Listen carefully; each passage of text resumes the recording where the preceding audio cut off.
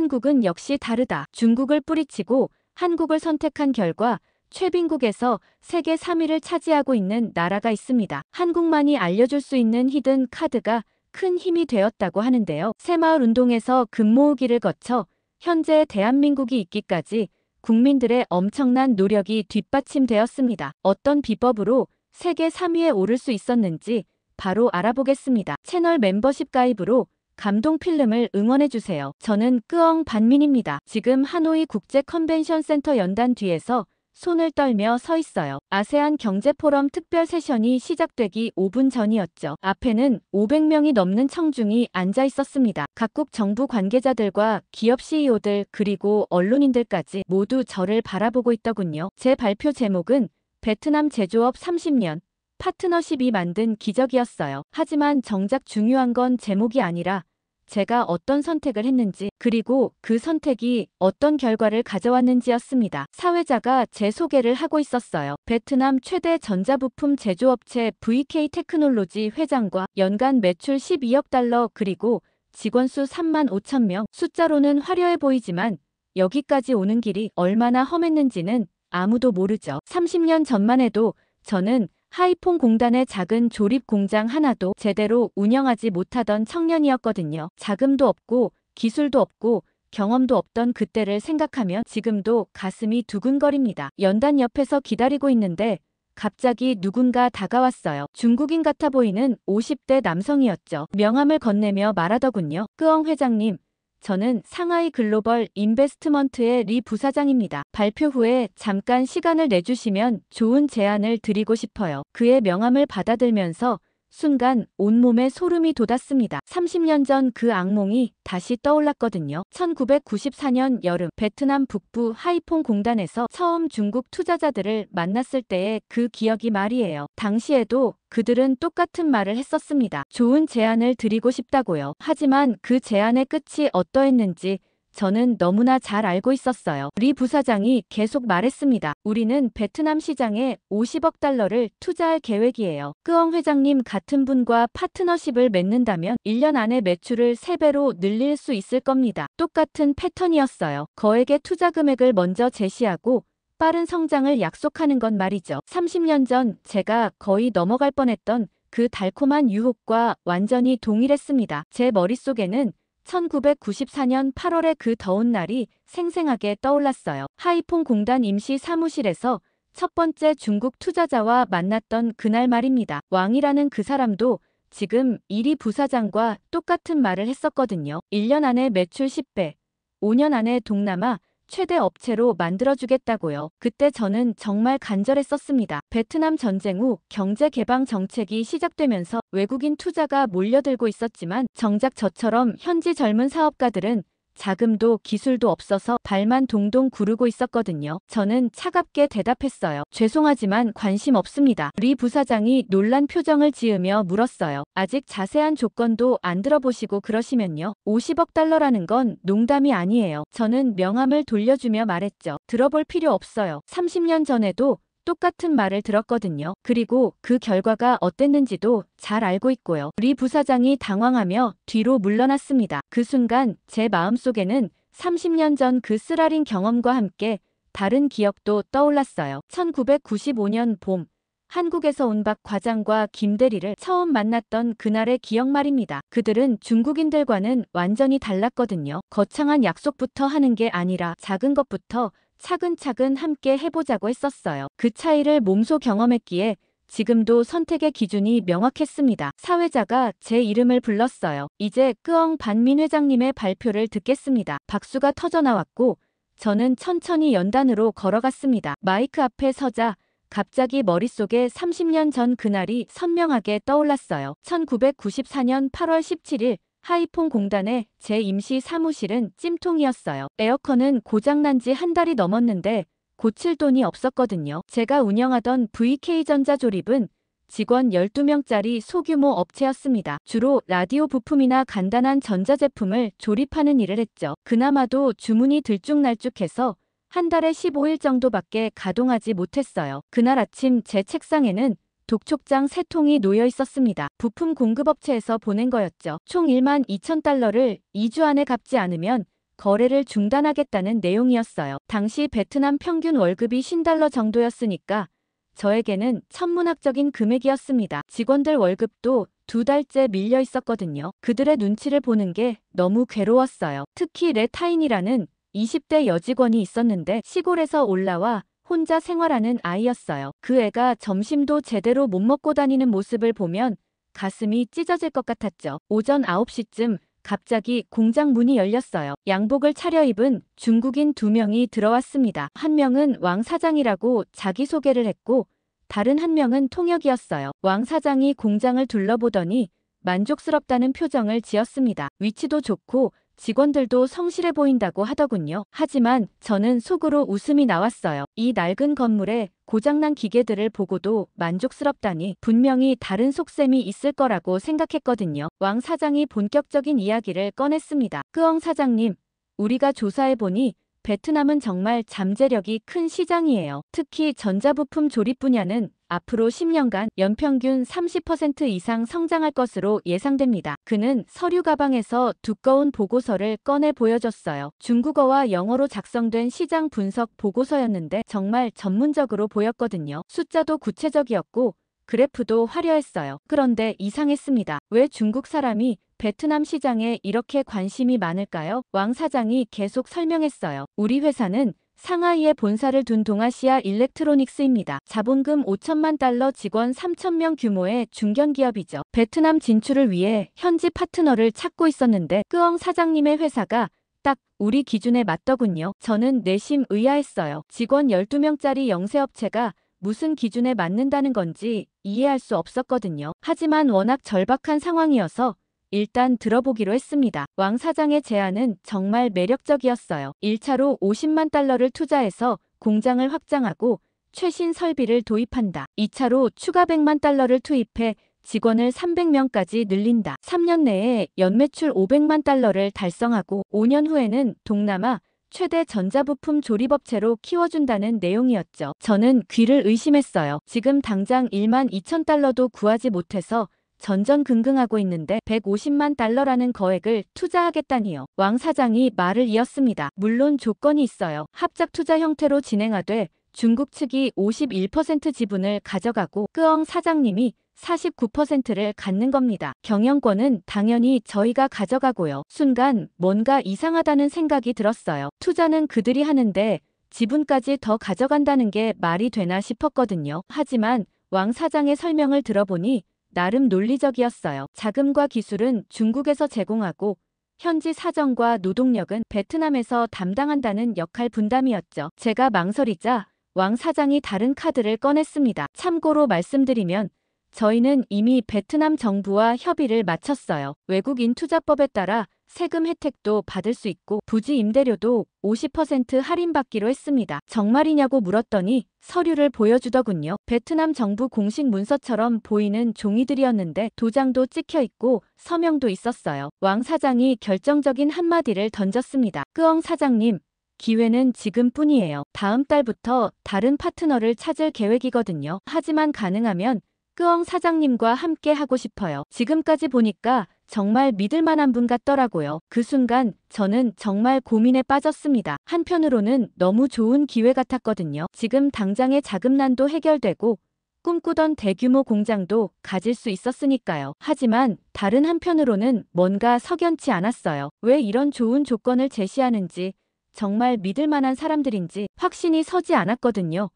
그날 오후 3시 저는 결정을 내리지 못한 채 하이퐁신의 카페에 앉아 있었어요. 왕 사장은 내일까지 답을 달라며 호텔로 돌아갔거든요. 제 머릿속은 복잡했습니다. $150만 투자금은 정말 매력적이었지만 경영권을 내줘야 한다는 조건이 계속 걸렸어요. 그런데 더 큰 문제는 제가 선택할 여유가 별로 없다는 거였죠. 2주 후면 부품 공급업체들이 거래를 끊는다고 했고 그렇게 되면 공장 문을 닫아야 할 상황이었거든요. 카페에서 베트남 커피를 마시고 있는데 갑자기 누군가가 제 어깨를 톡톡 두드렸어요. 돌아보니 한국인 2명이 서 있었습니다. 한 명은 30대 후반 정도로 보이는 안경 낀 남자였고 다른 한 명은 20대 후반의 젊은 남자였어요. 안경 낀 남자가 정중하게 인사했습니다. 혹시 끄엉 사장님이십니까? 저는 한국에서 온 박진우라고 합니다. 이쪽은 저희 회사 김대리님이고요. 저는 깜짝 놀랐어요. 제가 한국인을 만나는 건 처음이었거든요. 어떻게 저를 아시냐고 물었더니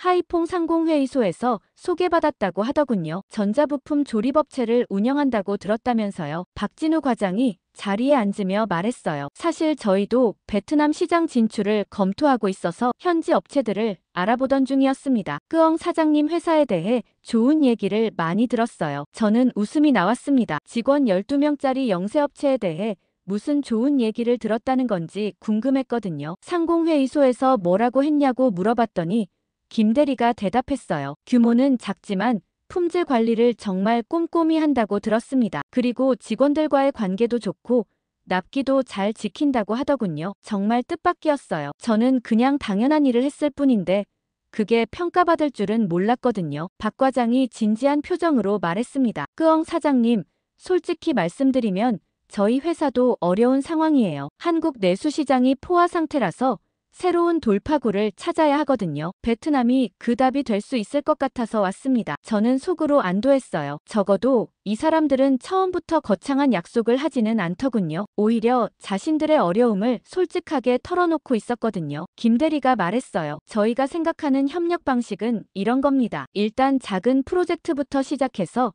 서로를 알아가는 시간을 갖자는 거죠. 성과가 좋으면 점차 규모를 키워나가고요. 왕 사장의 제안과는 정반대였어요. 중국 쪽은 처음부터 큰 투자를 약속했지만 한국 쪽은 작은 것부터 차근차근 하자고 했거든요. 박 과장이 구체적인 얘기를 꺼냈습니다. 저희가 제안하고 싶은 건 OEM 생산 계약이에요. 저희가 설계한 제품을 끄엉 사장님 공장에서 생산하는 겁니다. 초기에는 월 1만 개 정도의 소량부터 시작하고 품질이 안정되면 점차 늘려나가는 거죠. 얼마나 다른 접근인지 놀랐어요. 중국 쪽은 한 번에 몇백만 달러를 이야기했는데 한국 쪽은 월 1만 개 소량 생산부터 시작하자고 했거든요. 하지만 이상하게도 한국 쪽 제안이 더 현실적이고 믿음직하게 느껴졌어요. 김대리가 보충 설명을 했습니다. 물론 기술 지원도 해드릴 겁니다. 저희 엔지니어 2명을 파견해서 품질 관리 시스템 구축을 도와드리고 생산 효율성 개선 방법도 알려드릴게요. 그리고 필요하면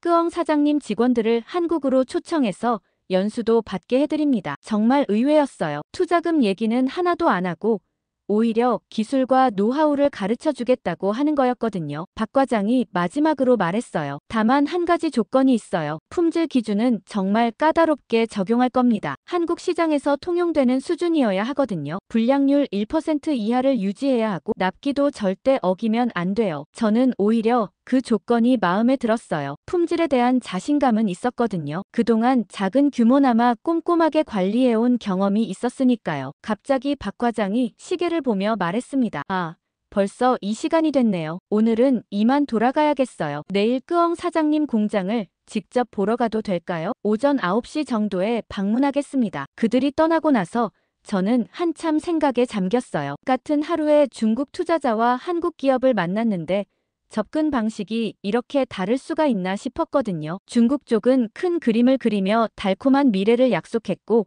한국 쪽은 작은 일부터 차근차근 함께 해보자고 했어요. 어떤 선택이 맞는 건지 정말 고민됐습니다. 다음 날 오전 저는 공장에서 박 과장과 김 대리를 기다리고 있었어요. 어젯밤 잠을 제대로 못 잤거든요. 중국 투자자와 한국 기업 사이에서 어떤 선택을 해야 할지 계속 고민했거든요. 직원들에게는 오늘 중요한 손님이 온다고 미리 얘기해뒀습니다. 레타인이 걱정스러운 표정으로 물었어요. 사장님, 혹시 우리 월급 문제 때문에 오는 사람들인가요? 그 말을 들으니 가슴이 아팠습니다. 직원들이 얼마나 불안해하고 있는지 느껴졌거든요. 정확히 9시에 박 과장과 김 대리가 도착했어요. 어제와 달리 이번에는 공식적인 방문이어서 그런지 좀 더 격식을 차렸더군요. 박 과장이 공장 안으로 들어오면서 첫 마디를 했습니다. 생각보다 깔끔하게 관리되어 있네요. 기계는 좀 오래된 것 같지만 정리정돈이 잘 되어 있어요. 저는 솔직하게 말했어요. 기계는 정말 낡았습니다. 대부분 10년 이상 된 거예요. 하지만 매일 점검하고 관리해서 아직까지는 문제없이 돌아가고 있어요. 김 대리가 생산 라인을 자세히 살펴보더니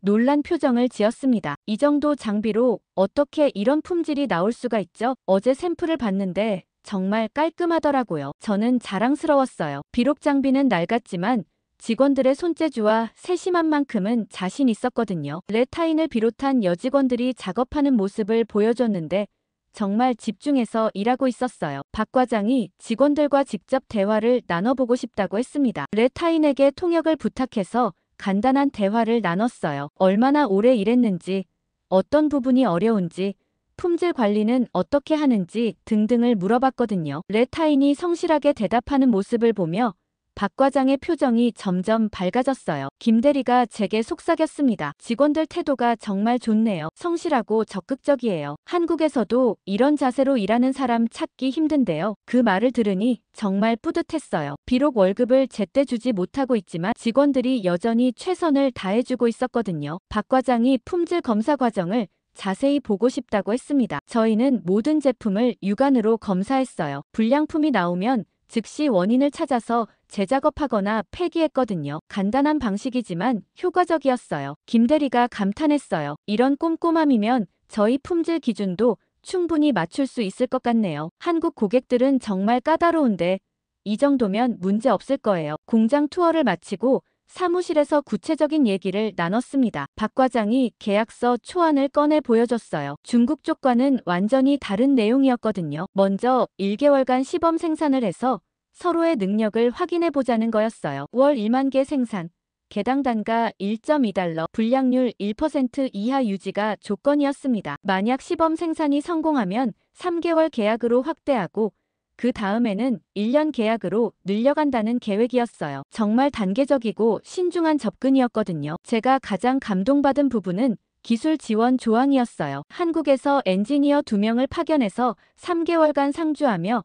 품질 관리 시스템을 구축해준다는 거였거든요. 그리고 저희 직원 5명을 한국으로 보내서 2주간 연수를 받게 해준다고도 했어요. 모든 비용은 한국 측에서 부담한다는 조건이었습니다. 김 대리가 추가 설명을 했어요. 저희 목표는 단순히 제품을 생산하는 게 아니에요. 끄엉 사장님 회사가 독립적으로 성장할 수 있도록 돕는 거예요. 나중에는 저희가 없어도 혼자서 다른 고객들과도 일할 수 있게 되셨으면 좋겠어요. 정말 놀라웠습니다. 경쟁사를 만들어줄 수도 있는 위험을 감수하면서도 파트너의 독립성을 인정한다는 게 말이에요. 중국 쪽이 경영권을 가져가려 했던 것과는 정반대였거든요. 박 과장이 마지막으로 중요한 얘기를 꺼냈습니다. 다만 한 가지만 확인하고 싶어요. 혹시 다른 외국 업체와도 협상 중이신가요? 저는 솔직하게 말했어요. 네.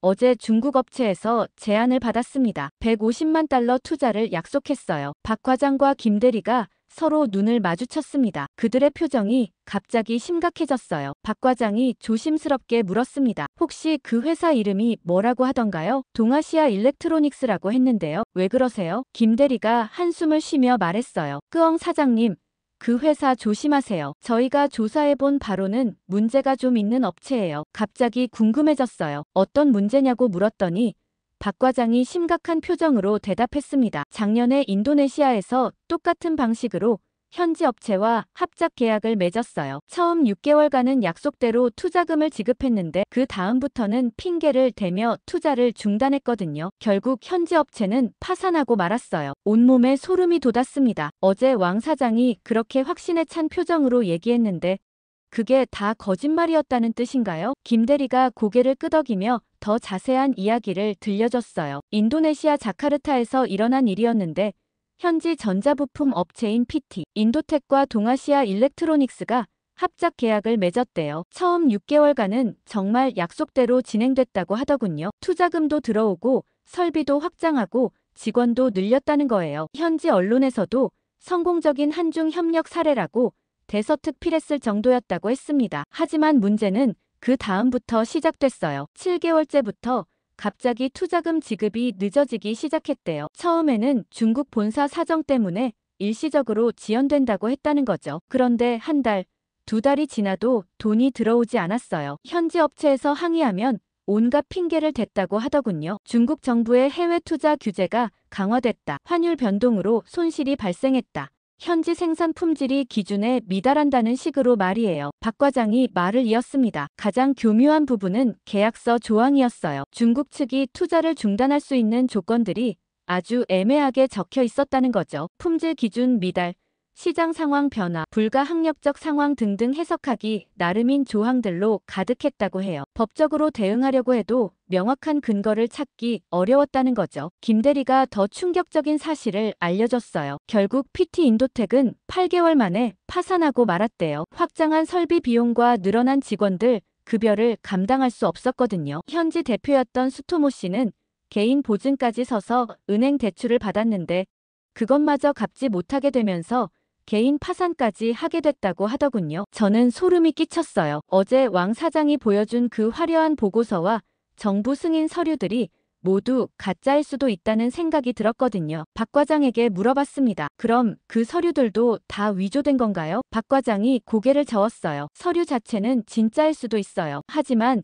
그걸 실제로 실행할 의지나 능력이 있는지는 별개 문제죠. 이런 업체들의 특징이 서류상으로는 모든 게 완벽해 보인다는 거예요. 김 대리가 보충 설명을 했습니다. 저희가 조사해보니까 동아시아 일렉트로닉스라는 회사가 실제로 존재하기는 해요. 하지만 규모가 왕 사장이 말한 것보다 훨씬 작더라고요. 직원 수도 300명 정도고 자본금도 500만 달러 수준이에요. 어떻게 150만 달러씩 여러 곳에 투자할 여력이 있겠어요? 저는 점점 화가 났습니다. 어제 왕 사장이 얼마나 당당하고 자신만만하게 얘기했는지 생각해보니 더욱 분노가 치밀었어요. 제가 절망적인 상황에 있다는 걸 알고 일부러 그런 제안을 한 것 같았거든요. 박 과장이 진지하게 말했어요. 끄엉 사장님, 물론 저희가 드리는 얘기를 100% 믿으실 필요는 없어요. 하지만 신중하게 검토해 보시기 바라요. 너무 좋은 조건일 때는 반드시 함정이 있기 마련이거든요. 김 대리가 실용적인 조언을 해줬습니다. 만약 정말 그 회사와 계약하고 싶으시다면 몇 가지 확인해 보세요. 첫째,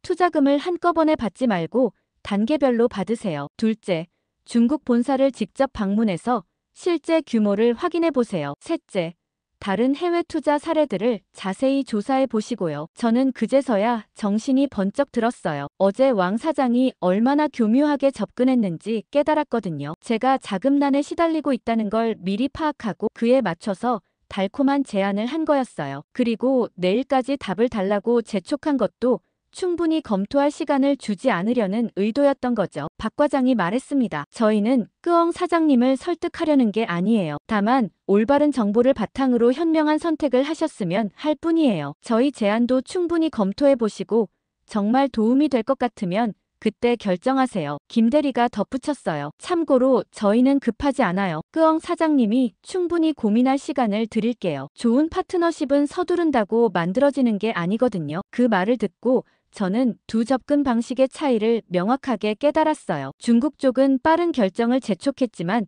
한국 쪽은 신중한 검토를 권유했거든요. 어느 쪽이 진정성이 있는지는 너무나 명확했습니다. 오후 2시쯤 박 과장과 김 대리가 돌아간 후 저는 혼자 사무실에 앉아 생각에 잠겼어요. 만약 한국 기업의 경고를 듣지 못했다면 저는 분명히 중국 쪽 제안을 받아들였을 거예요. 150만 달러라는 투자금이 너무나 절실했거든요. 하지만 지금 생각해보니 그게 함정이었을 수도 있다는 생각이 들었습니다. 오후 4시쯤 왕 사장에게서 전화가 왔어요. 끄엉 사장님, 어떻게 생각해 보셨나요? 내일이면 계약서에 서명할 수 있을 것 같은데요. 저는 차분하게 대답했습니다. 왕 사장님, 몇 가지 궁금한 게 있어서요. 혹시 인도네시아 PT인도텍이라는 회사를 아시나요? 전화 너머로 잠시 정적이 흘렀어요. 왕 사장의 목소리가 약간 떨리는 것 같았거든요. 잘 모르겠는데요. 왜 그런 회사를 물어보시는지 저는 더 직접적으로 물어봤습니다. 작년에 귀하의 회사와 합작 투자를 했던 업체라고 들었는데요. 어떻게 되었나요? 왕 사장이 당황한 목소리로 대답했어요.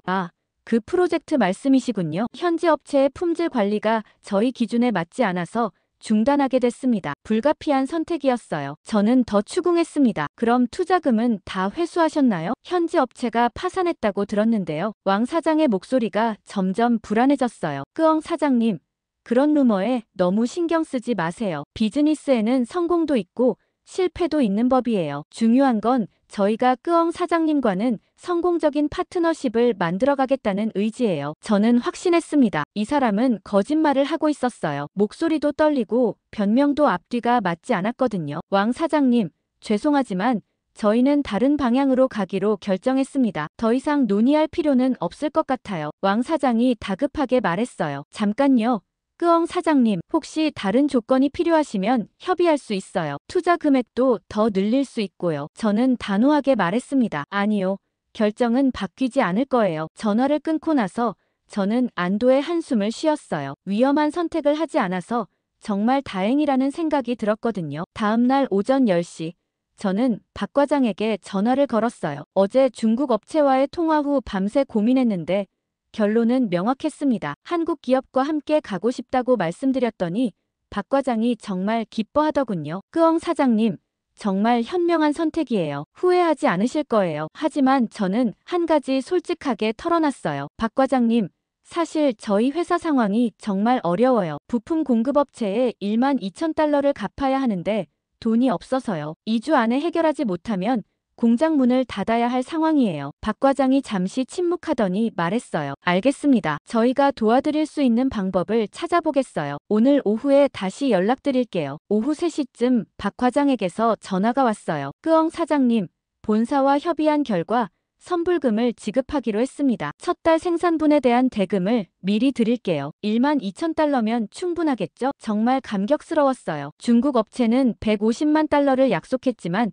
실제로는 한 푼도 받을 수 없었을 텐데 한국 업체는 당장 필요한 12,000달러를 즉시 해결해주겠다고 했거든요. 그게 진짜 도움이었어요. 며칠 후 정식 계약서에 서명했습니다. 1개월 시범 생산, 월 1만 개, 개당 1.2달러, 총 12,000달러였죠. 중국 업체 제안에 비하면 정말 작은 금액이었지만 저에게는 생명줄이었어요. 그리고 가장 중요한 건 이 돈을 확실히 받을 수 있다는 점이었거든요. 계약서 서명 다음 날 약속대로 한국에서 엔지니어 2명이 왔어요. 이동민 차장과 정수호 대리였는데 둘 다 30대 초반의 젊은 기술자들이었어요. 이 차장이 첫 인사를 하면서 말했습니다. 앞으로 3개월간 함께 일하게 될 텐데 많이 배우고 가겠습니다. 저는 깜짝 놀랐어요. 보통 기술 지원을 오는 사람들은 가르쳐 주겠다고 하는데 이 사람은 배우겠다고 하더군요. 정 대리가 설명했어요. 저희도 베트남 현지 상황을 잘 몰라서요. 끄엉 사장님과 직원분들에게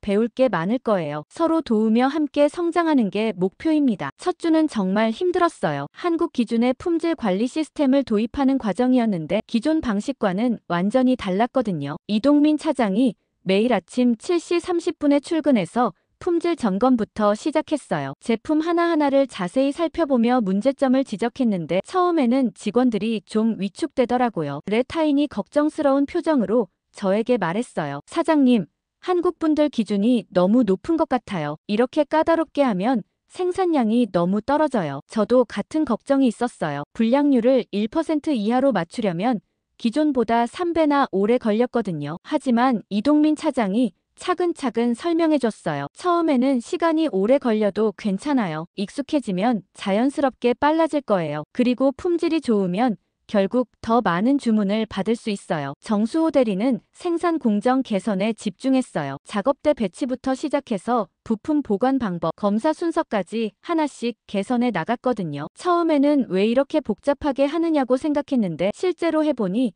효율이 훨씬 좋아졌어요. 같은 시간에 더 많은 제품을 만들 수 있게 된 거죠. 가장 인상적이었던 건 한국 엔지니어들의 태도였어요. 절대 위에서 지시하는 식으로 하지 않았거든요. 직원들과 함께 작업하면서 자연스럽게 기술을 전수했어요. 점심시간에는 같이 식사하며 개인적인 이야기도 나눴고요. 한 달 후 첫 번째 납품을 했을 때의 긴장감이 아직도 생생해요. 1만 개 제품을 컨테이너에 실어서 한국으로 보내는 순간 정말 떨렸거든요. 과연 한국 고객들이 만족할까 싶어서요. 일주일 후 결과가 나왔어요. 박 과장에게서 전화가 왔는데 목소리가 정말 밝았어요. 끄엉 사장님, 품질이 기대 이상이에요. 불량률이 0.3%밖에 안 됐어요. 한국 내 협력업체들보다도 좋은 수준이에요. 정말 기뻤습니다. 3개월간의 노력이 결과로 나타난 거였거든요. 그리고 더 좋은 소식도 있었어요. 다음 달부터는 주문량을 2만 개로 늘리겠다는 거였어요. 단가도 1.2달러에서 1.3달러로 인상해주겠다고 했고요. 이동민 차장이 말했어요. 끄엉 사장님,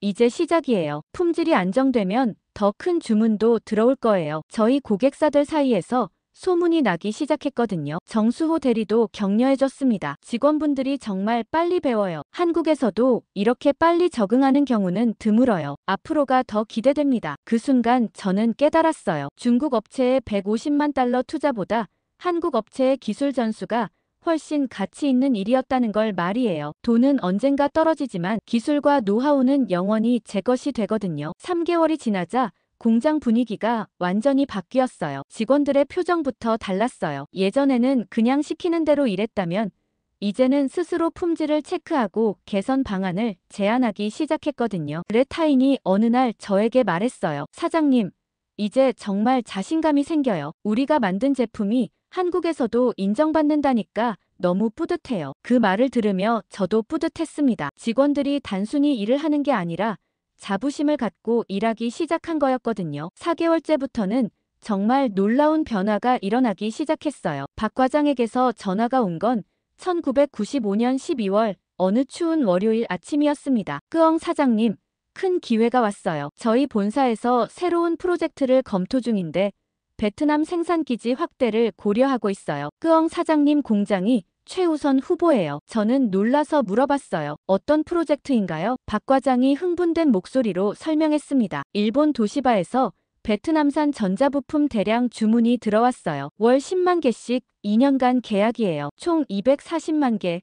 금액으로는 300만 달러 규모입니다. 300만 달러라는 숫자를 듣는 순간 머리가 하얘졌어요. 9개월 전 중국 업체가 약속했던 투자금의 2배가 넘는 금액을 실제 주문으로 받을 수 있다는 거였거든요. 하지만 동시에 걱정도 됐어요. 지금 월 2만 개 생산하는 게 한계인데 10만 개를 어떻게 만들 수 있을까 싶었거든요. 박 과장이 제 걱정을 알아차렸나 봐요. 당연히 지금 설비로는 불가능하죠. 공장 확장이 필요해요. 저희 본사에서 설비 투자 지원을 검토하고 있어요. 무이자 장기 대출 형태로 말이에요. 김 대리가 보충 설명을 해줬어요. 물론 조건이 있어요. 품질 기준은 더욱 엄격해지고 납기도 절대 지켜야 해요. 그리고 현지 직원 교육 프로그램도 확대해야 하고요. 하지만 가장 중요한 조건이 따로 있었어요. 이동민 차장이 진지하게 말했습니다. 끄엉 사장님, 이번 확장을 통해 베트남 현지 직원들이 독립적으로 생산 관리를 할 수 있게 키우는 게 목표예요. 저희가 계속 상주할 수는 없거든요. 정말 놀라운 제안이었어요. 다른 외국 기업들은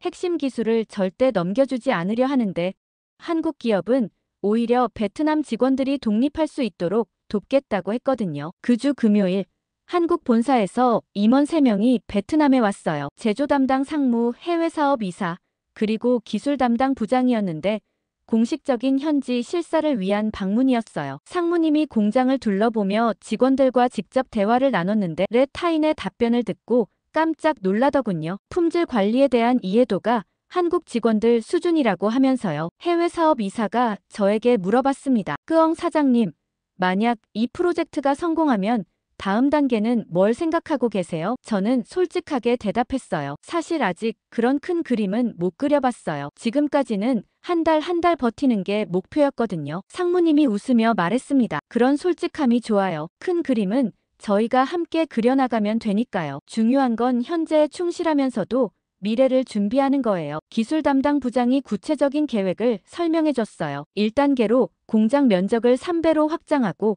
최신 자동화 설비를 도입한다. 2단계로 베트남 직원 30명을 한국으로 보내서 6개월간 집중 교육을 시킨다. 3단계로 한국 엔지니어 5명을 추가 파견해서 기술 이전을 완료한다는 내용이었어요. 가장 감동적이었던 건 교육 프로그램이었어요. 단순히 기술만 가르치는 게 아니라 품질 관리, 철학, 고객 서비스 마인드, 심지어 기업 경영 노하우까지 전수하겠다고 했거든요. 해외 사업 이사가 말했습니다. 저희 목표는 끄엉 사장님이 동남아 최고의 기업가가 되는 거예요. 그래야 저희도 좋은 파트너를 둘 수 있거든요. 윈윈하는 관계 말이에요. 2주 후 정식 계약이 체결됐어요. 설비 투자 100만 달러.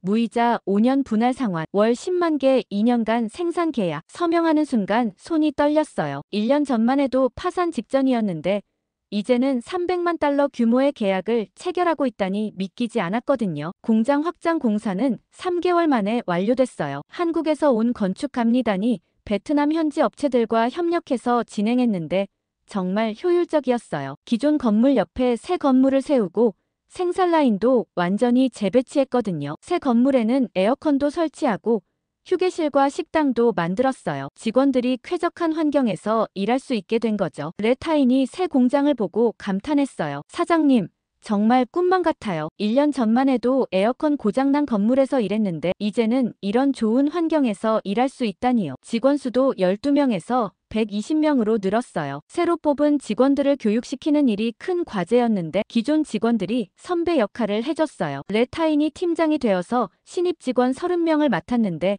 정말 책임감 있게 가르치더군요. 한국에서 배운 품질 관리 기법을 그대로 전수하면서도 베트남 현지 상황에 맞게 응용했어요. 한국 연수도 정말 효과적이었어요. 1차로 베트남 직원 15명이 부산으로 갔는데 6개월 후 돌아왔을 때는 완전히 다른 사람들이 되어 있었거든요. 기술적 실력은 물론이고 일에 대한 자세와 마인드가 확실히 바뀌었어요. 연수를 다녀온 팜뚜언이 저에게 말했어요. 사장님, 한국에서 정말 많이 배웠어요. 기술도 기술이지만 왜 품질이 중요한지 이제야 진짜 이해가 돼요. 고객 만족이 결국 우리 회사 성장으로 이어진다는 걸 깨달았어요. 첫 번째 10만 개 납품은 대성공이었어요. 불량률 0.1%, 납기 100% 준수. 일본 도시바 측에서도 만족도 최고점을 줬거든요. 박 과장이 전화로 알려줬을 때 정말 기뻤어요. 끄엉 사장님, 도시바에서 추가 주문 의향을 밝혔어요. 기존 계약량의 50% 증량 가능하다고 하네요. 그리고 다른 일본 기업들도 관심을 보이기 시작했어요. 1996년 말 저는 처음으로 직원들에게 성과급을 지급했어요. 전체 이익의 30%를 직원들과 나눴거든요. 레타인이 눈물을 흘리며 말했습니다. 사장님, 정말 감사해요. 이제야 우리도 미래를 꿈꿀 수 있게 됐어요. 그 순간 저는 깨달았어요. 진짜 성공은 혼자 하는 게 아니라 함께 하는 거라는 걸 말이에요. 그렇게 1997년 초 저희 회사는 베트남 북부 지역에서 가장 주목받는 전자부품 업체가 되어 있었어요. 직원 수는 200명을 넘어섰고 월 매출은 50만 달러에 달했습니다. 하지만 성공과 함께 새로운 고민들이 생기기 시작했어요. 가장 큰 문제는 인력 관리였습니다. 갑자기 회사가 커지다 보니 조직 운영이 쉽지 않더군요. 특히 기존 직원들과 새로 들어온 직원들 사이에 갈등이 생기기 시작했어요. 기존 직원들은 한국 연수를 다녀와서 실력과 경험이 풍부했지만 신입 직원들은 아직 적응이 안 된 상태였거든요. 레타인이 어느 날 고민을 털어놨어요. 사장님, 새로 들어온 직원들이 저희를 무시하는 것 같아요. 자기들도 금방 한국에 연수 갈 수 있을 거라고 생각하면서 지금 일은 대충 해도 된다고 여기는 것 같거든요. 또 다른 문제는 급속한 성장에 따른 부담이었어요. 일본 도시바 외에도 소니, 파나소닉에서 주문이 들어오기 시작했는데 솔직히 감당하기 벅찼습니다. 품질은 유지하면서 물량도 늘려야 하는 상황이었거든요. 이동민 차장이 걱정스러운 표정으로 말했어요. 끄엉 사장님, 너무 빨리 확장하는 건 위험할 수도 있어요. 품질 관리가 소홀해질 수 있거든요. 차라리 단계적으로 성장하는 게 나을 것 같은데요. 하지만 저는 기회를 놓치고 싶지 않았어요. 1년 전까지만 해도 파산 위기였는데 이제 막 좋은 기회들이 오고 있었거든요. 그런데 그때 예상치 못한 위기가 찾아왔어요. 1997년 7월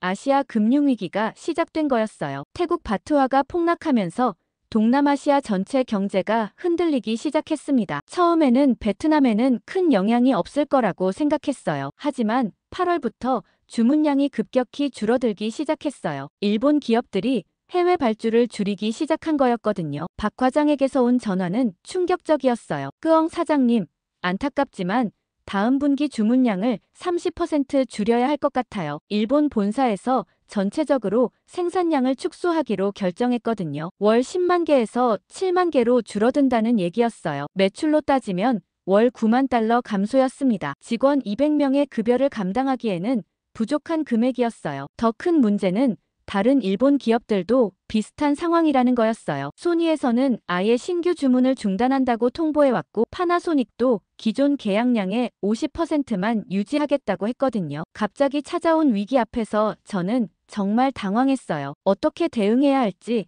방법이 보이지 않았거든요. 직원들을 해고해야 하나 아니면 임금을 삭감해야 하나 고민이 깊어졌습니다. 그런데 이때 한국 쪽에서 뜻밖의 제안이 왔어요. 한국 상무님이 직접 베트남에 와서 말했습니다. 끄엉 사장님, 이런 위기일수록 새로운 기회를 찾아야 해요. 일본 시장이 위축되면 다른 시장을 개척하면 되죠. 상무님의 제안은 놀라웠어요. 유럽 시장 진출을 도와주겠다는 거였거든요. 독일과 네덜란드에 있는 한국의 파트너 업체들을 소개해주겠다고 했어요. 물론 유럽 시장은 일본보다도 품질 기준이 까다롭다고 했습니다. 하지만 단가는 더 높고 장기 계약도 가능하다고 하더군요. 상무님이 구체적으로 설명해줬어요. 독일 지멘스에서 베트남산 부품에 관심을 보이고 있어요. 샘플 생산부터 시작해서 테스트를 거쳐 정식 계약으로 이어질 수 있어요. 다만 ISO 인증이 필요하고 환경 기준도 맞춰야 해요. 저는 솔직히 걱정됐어요. 일본 기준도 까다로운데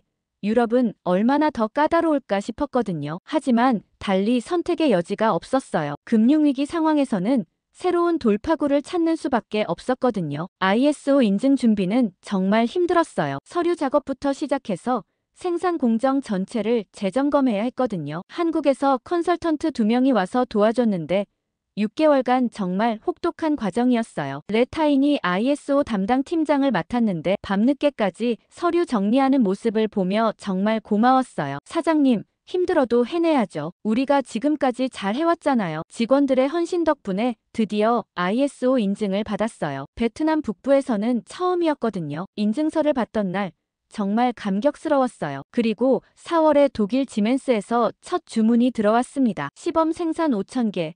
개당 2.5달러였어요. 일본보다 2배가 넘는 단가였거든요. 품질 기준은 정말 까다로웠지만 그동안 쌓은 경험과 기술로 충분히 해낼 수 있었어요. 첫 번째 독일 납품이 성공하자 연쇄 반응이 일어났어요. 네덜란드 필립스, 프랑스 톰슨에서도 주문이 들어오기 시작했거든요. 유럽 시장은 일본과는 또 다른 매력이 있었어요. 장기 계약을 선호했고 품질만 좋으면 단가 인상도 적극적으로 검토해줬어요. 1998년 말 아시아 금융위기 속에서도 저희 매출은 오히려 전년 대비 20% 증가했어요. 일본 시장 의존도를 줄이고 유럽 시장을 개척한 덕분이었죠. 상무님이 축하 인사를 하며 말했어요. 끄엉 사장님, 위기를 기회로 바꾸는 능력이 정말 대단해요. 그런데 1999년 봄, 저는 인생에서 가장 어려운 결정을 내려야 했어요. 회사는 순조롭게 성장하고 있었지만 한 가지 큰 딜레마가 있었거든요. 바로 중국 시장 진출 문제였습니다. 한국에서 새로운 제안을 해왔어요. 중국 상하이에 합작 공장을 세워서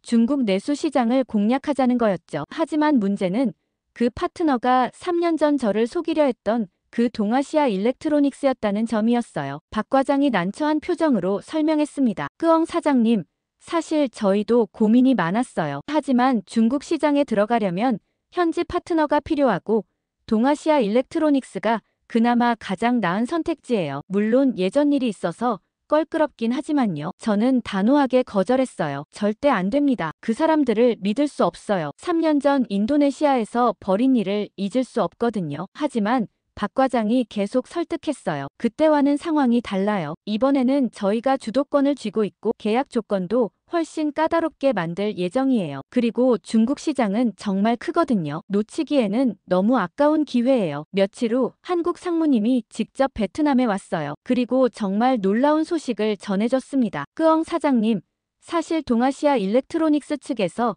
먼저 협력을 요청해왔어요. 끄엉 사장님과 꼭 함께 일하고 싶다고 하더군요. 정말 의외였어요. 3년 전에는 저를 이용하려 했던 사람들이 이제는 오히려 저와 일하고 싶다고 한다니요. 상무님이 그 이유를 설명해줬어요. 왕 사장이 그 후 사업을 많이 확장했는데 대부분 실패했대요. 유일하게 성공한 케이스가 한국 기업과의 협력 사업이었다고 하더군요. 그래서 이번에도 한국 기업과 함께하고 싶어 하는데 특히 끄엉 사장님 같은 신뢰할 만한 파트너를 원한다는 거예요. 저는 여전히 의심스러웠어요. 표면적으로는 그럴듯하게 들리지만 속에 다른 계획이 있을 수도 있잖아요. 그런데 상무님이 흥미로운 정보를 알려줬어요. 사실 왕 사장이 3년 전 일을 후회하고 있다고 하더군요. 인도네시아 사건 때문에 중국 내에서도 평판이 많이 나빠졌대요. 이제는 정말로 장기적이고 신뢰할 만한 파트너십을 원한다고 해요. 저는 한 가지 조건을 제시했어요. 왕 사장을 직접 만나서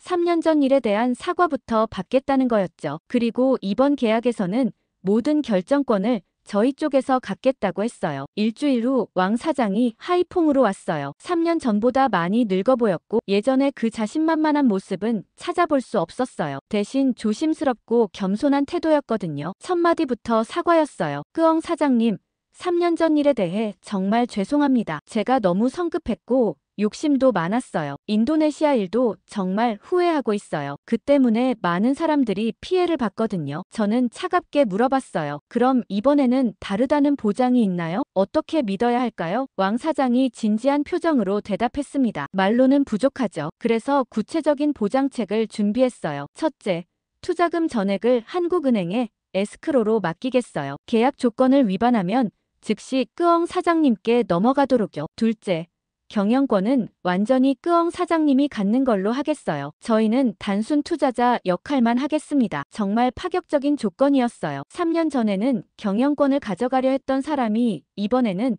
완전히 넘겨주겠다고 하는 거였거든요. 왕 사장이 계속 설명했어요. 셋째, 중국 내 판매망과 정부 관계는 저희가 담당하되 모든 중요한 결정은 끄엉 사장님이 내리는 걸로 하겠어요. 저희는 조언자 역할에 만족하겠습니다. 박 과장이 보충 설명을 해줬어요. 사실 이번 프로젝트는 왕 사장에게도 마지막 기회예요. 이번마저 실패하면 완전히 망할 수 있거든요. 그래서 더욱 신중하게 접근하고 있는 거죠. 저는 며칠간 고민했어요. 기회는 확실히 매력적이었거든요. 중국 내수 시장은 정말 컸고 성공하면 회사 규모를 10배 이상 키울 수 있었어요. 하지만 여전히 위험 부담이 있었죠. 레타인을 비롯한 직원들과도 상의했어요. 사장님이 결정하시는 대로 따르겠어요. 하지만 조심스럽긴 해요. 중국 시장이 크긴 하지만 경쟁도 치열할 거고요. 이동민 차장의 조언이 결정적이었어요. 끄엉 사장님, 사업에는 때로 위험을 감수해야 할 순간이 있어요. 다만 철저한 준비와 안전장치가 필요하죠. 이번 조건들을 보면 충분히 안전하다고 생각해요. 결국 저는 계약하기로 결정했어요. 다만 한 가지 추가 조건을 달았어요. 중국 공장에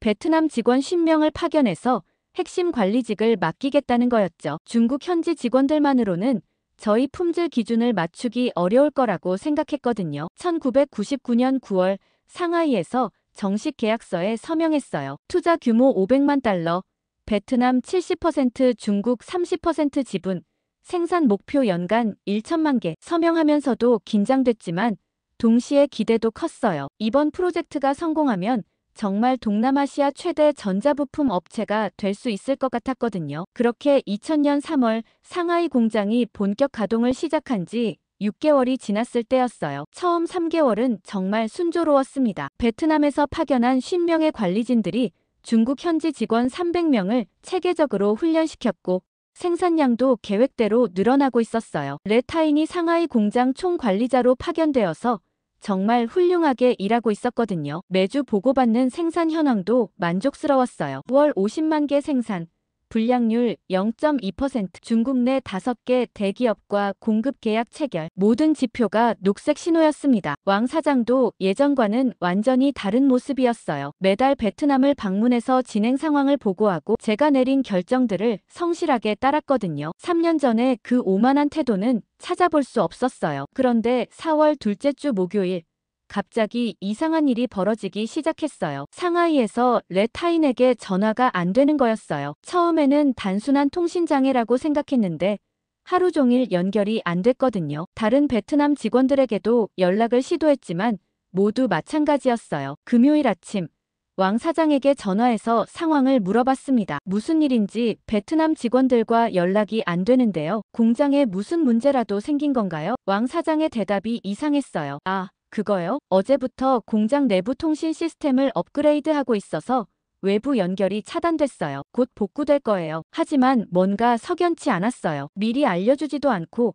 갑자기 통신을 차단한다는 게 말이 안 됐거든요. 더욱 불안해진 저는 박 과장에게 도움을 요청했어요. 혹시 상하이 지사를 통해서 상황을 확인해 볼 수 있을까요? 박 과장이 일요일 저녁에 전화를 걸어왔는데 목소리가 심각했어요. 끄엉 사장님, 큰 문제가 생긴 것 같아요. 저희 상하이 지사에서 확인해 보니까 공장 앞에 중국 공안이 서 있더라고요. 그리고 베트남 직원들이 모두 호텔로 이송됐다는 소식이에요. 충격이었어요. 공안이 왜 우리 공장에 있는 건가요? 베트남 직원들은 왜 호텔로 이송된 건가요? 박 과장이 더 충격적인 소식을 전해줬어요. 왕 사장이 중국 정부에 베트남 직원들이 기술 유출을 시도했다고 신고했다는 거예요. 산업 스파이 혐의로 조사를 받고 있다고 하네요. 말이 안 됐어요. 레타인을 비롯한 우리 직원들이 왜 기술을 유출해요? 그들이 만든 기술인데 말이에요. 월요일 아침 일찍 왕 사장에게 전화를 걸었지만 받지 않았어요. 사무실로 전화해도 비서가 회의 중이라며 피하더군요. 그 순간 깨달았어요. 이게 계획된 일이었다는 걸 말이에요. 화요일에 드디어 왕 사장과 통화할 수 있었는데 그의 태도는 180도 바뀌어 있었어요. 3년 전에 그 오만한 모습이 되돌아왔더군요. 끄엉 사장님, 안타깝지만 베트남 직원들이 우리 회사 기밀을 빼돌리려 했어요. 증거도 확보했고요. 이제 더 이상 함께 일할 수 없을 것 같네요. 저는 화가 머리끝까지 올랐어요. 무슨 소리예요? 애초에 그 기술은 우리 것이었잖아요. 베트남에서 개발해서 가져간 건데 무슨 기술 유출이에요? 왕 사장이 냉소적으로 웃으며 말했어요. 중국 땅에서 만든 기술은 중국 기술이에요. 법적으로도 문제 없어요. 그리고 합작회사의 모든 자산은 중국법에 적용을 받으니까 저희가 관리하는 게 맞죠. 그제서야 함정에 빠졌다는 걸 깨달았어요. 처음부터 우리 기술과 노하우를 빼앗을 계획이었던 거예요. 3년간의 성실한 모습도 사과도 겸손한 태도도 모두 연기였던 거죠. 박 과장이 긴급히 베트남에 와서 상황을 설명해줬어요. 중국 측이 계약서의 허점을 이용해서 모든 걸 가져가려 하고 있어요. 합작회사 자산이 모두 중국에 있으니까 중국법을 적용한다는 논리예요. 저는 에스크로 계좌는 어떻게 된 거냐고 물어봤어요. 왕 사장이 약속했던 안전장치 말이에요. 박 과장의 대답은 더욱 충격적이었어요. 에스크로 계좌가 조작됐어요. 서류상으로는 존재하지만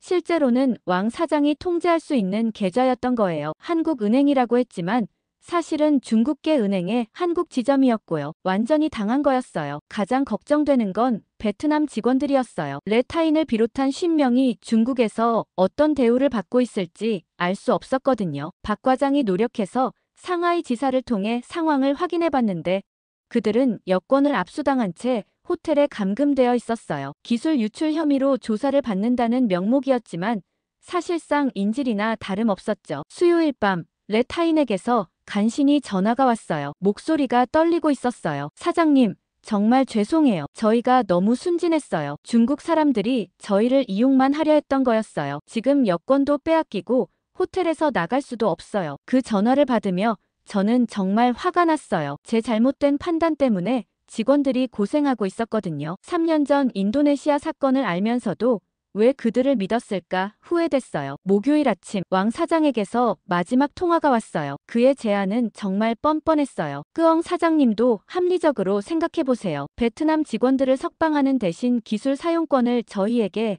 양도하면 어떨까요? 서로 윈윈하는 거죠. 저는 단호하게 거절했어요. 절대 안 됩니다. 우리 직원들부터 먼저 석방하세요. 그러면 다른 건 나중에 얘기해 볼 수 있어요. 왕 사장이 협박조로 말했어요. 그럼 어쩔 수 없네요. 베트남 직원들은 기술 유출 혐의로 중국 법정에 서게 될 거예요. 유죄 판결 받으면 몇 년은 감옥에 있어야 할 텐데요. 그 협박을 듣는 순간 저는 정말 절망했어요. 제 잘못된 판단 때문에 50명의 직원들이 중국 감옥에 갈 수도 있다는 생각에 밤잠을 이룰 수 없었거든요. 하지만 포기할 수는 없었어요. 반드시 우리 직원들을 구해내야 했습니다. 금요일 아침 박 과장에게 긴급히 도움을 요청했어요. 정말 방법이 없을까요? 한국 본사에서 뭔가 할 수 있는 일이 없을까요? 박 과장이 심각한 표정으로 말했습니다. 사실 저희도 비슷한 경험이 있어요. 2년 전 칭다오 합작 공장에서 똑같은 일을 당했거든요. 그때는 결국 기술을 포기하고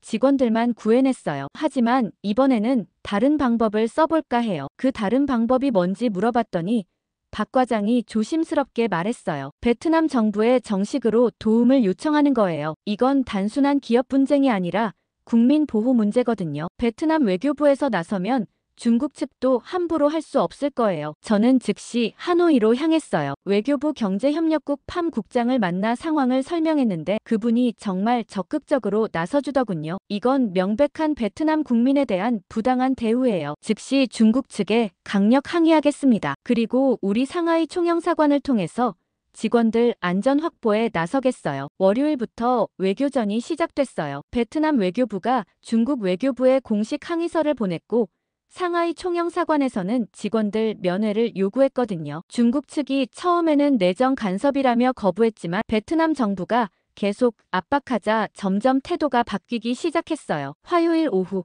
상하이 총영사관에서 연락이 왔어요. 베트남 직원들과 면회할 수 있게 됐다는 소식이었어요. 영사관 직원이 호텔에 가서 직원들 상태를 확인하고 법적 지원도 제공하겠다고 했거든요. 수요일에 레타인에게서 전화가 왔을 때 목소리가 많이 밝아져 있었어요. 사장님, 베트남 영사관에서 변호사를 보내줬어요. 이제 좀 희망이 보여요. 중국 공안들도 예전만큼 강압적이지 않고요. 하지만 가장 결정적인 변화는 목요일에 일어났어요. 갑자기 왕 사장에게서 전화가 온 거예요. 목소리가 많이 위축되어 있었어요. 끄엉 사장님, 이 문제를 조용히 해결할 방법을 찾아보죠. 서로 너무 감정적으로 나갈 필요는 없잖아요. 저는 단호하게 말했어요. 조용히 해결하고 싶으면 우리 직원들부터 무조건 석방하세요. 그리고 지금까지 투자한 돈도 모두 돌려받겠어요. 왕 사장이 당황하며 말했어요. 그건 너무 과한 요구 아닌가요? 합작 투자에는 위험이 따르는 법이죠. 저는 차갑게 대답했어요. 위험은 정당한 사업상 위험을 말하는 거예요. 사기와 협박은 위험이 아니라 범죄죠. 금요일 오전 박 과장이 놀라운 소식을 전해줬어요. 중국 상무부에서 왕 사장의 회사에 대한 조사를 시작했다는 거예요. 베트남 정부가 정식으로 문제를 제기하면서 중국 정부도 체면상 조사를 안 할 수 없게 된 거였죠. 그리고 조사 과정에서 동아시아 일렉트로닉스의 다른 문제들도 발견되기 시작했어요. 세금 포탈, 노동법 위반, 환경 기준 미달 등등 여러 가지 위법 사항이 드러났거든요. 다음 주 월요일 상황이 급반전됐어요. 왕 사장이 급하게 전화를 걸어왔는데 목소리가 완전히 달라져 있었어요. 끄엉 사장님, 정말 죄송합니다. 제가 너무 욕심을 부렸어요. 베트남 직원분들 즉시 석방하겠어요. 그리고 투자금도 전액 돌려드리겠습니다. 저는 믿을 수 없었어요. 갑자기 왜 이렇게 태도가 바뀐 거냐고 물어봤더니 왕 사장이 떨리는 목소리로 대답했어요. 중국 당국에서 저희 회사 전체 사업을 조사하기 시작했어요. 이 문제가 더 커지면 회사가 완전히 망할 수도 있어요. 제발 선처를 부탁드려요. 화요일 오후 드디어 레타인을 비롯한 베트남 직원 50명이 모두 석방됐어요. 상하이 공항에서 베트남행 비행기에 오르는 그들의 모습을 보며 정말 안도했어요. 레타인이 하노이 공항에 도착해서 제게 전화했을 때 목소리에 눈물이 섞여 있었어요. 사장님, 정말 감사해요. 사장님이 포기하지 않으셨기에 저희가 무사히 돌아올 수 있었어요. 하지만 정말 죄송해요. 저희 때문에 회사에 큰 손실을 끼쳤네요. 수요일에 투자금 500만 달러도 모두 회수됐어요. 에스크로 계좌는 가짜였지만 베트남 정부의 압박으로 중국 당국이 왕 사장에게 배상을 명령한 거였어요. 박 과장이 축하 인사를 하며 말했어요. 끄엉 사장님, 정말 대단해요. 이런 식으로 중국에서 돈을 되찾아온 경우는 거의 없거든요. 그 사건 이후 저는 많은 걸 깨달았어요. 아무리 매력적인 기회라도 신뢰할 수 없는 파트너와는 절대 일하면 안 된다는 것. 그리고 정말 중요할 때는 정부의 도움도 필요하다는 것 말이에요. 가장 중요한 깨달음은 진정한 파트너십의 가치였어요. 한국 기업들은 위기 상황에서도 저희를 끝까지 도와줬지만 중국 업체는 이익만 챙기고 배신했거든요. 그날을 계기로 전 직원들 앞에서 말했어요. 우리가 여기까지 올 수 있었던 건 훌륭한 파트너들 덕분입니다. 한국 친구들이 기술과 신뢰를 가르쳐줬고 여러분들이 그걸 훌륭하게 발전시켰어요. 이제 우리도 다른 나라들에게 같은 도움을 줄 차례입니다. 이제 우리는 한국 친구들이 우리를 도와줬던 것처럼 다른 나라에 많은 도움이 되고 싶습니다.